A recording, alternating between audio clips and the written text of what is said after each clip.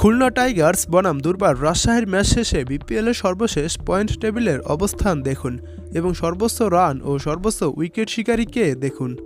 আজ বিপিএলের অর্ধেকেরও বেশি ম্যাচ শেষ হয়েছে এবং সেই সাথে বিপিএলের পয়েন্ট টেবিলও এসেছে বড়সড় পরিবর্তন। মোট ফাইনাল সহ ৪৬ ম্যাচের বিপিএল আজ ২৬তম ম্যাচ শেষ হয়েছে। দিনের প্রথম ম্যাচে মাঠে নামে ফরচুন বরিশাল বনাম চিটাগং কিংস।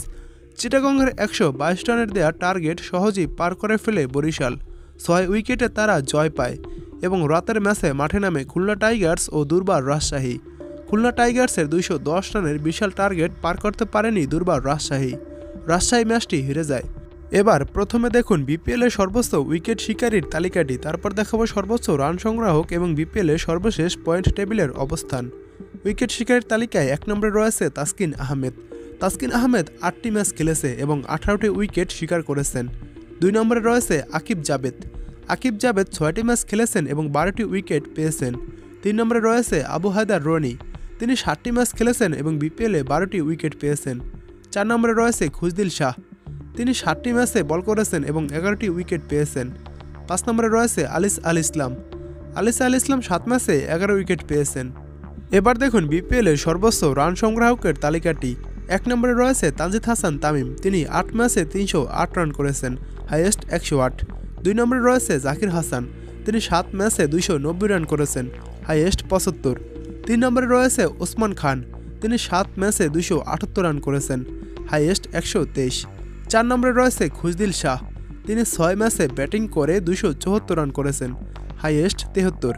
৫ নম্বরে রয়েছে গ্রাহাম ক্লার্ক। তিনি ৬ ম্যাচে ২৭১ রান করেছেন, হাইয়েস্ট ১০১। এবার দেখুন বিপিএলের সর্বশেষ পয়েন্ট টেবিলের অবস্থা। ১ নম্বরে রয়েছে Rangpur Riders.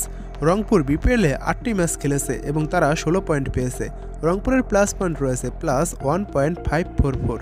Rangpur Riders already play অফে চলে গিয়েছে, তাদের বাকি রয়েছে আরও 4টি ম্যাচ। ২ নম্বরে রয়েছে ফরচুন বরিশাল। বরিশাল ৭টি ম্যাচ খেলেছে এবং ৫টি ম্যাচে জয় পেয়েছে, ২টি ম্যাচ হেরেছে। ফরচুন বরিশালের পয়েন্ট ১০, তাদের প্লাস পয়েন্ট রয়েছে +1.101। ৩ নম্বরে রয়েছে চিটাগং কিংস। চিটাগং বিপিএলে ৭টি ম্যাচ খেলেছে এবং 4টি ম্যাচে জয় পেয়েছে, 3টি ম্যাচ হেরেছে। চিটাগংয়ের পয়েন্ট ৮, তাদের প্লাস পয়েন্ট রয়েছে +0.648। এবং ৪ নম্বরে রয়েছে খুলনা টাইগার্স।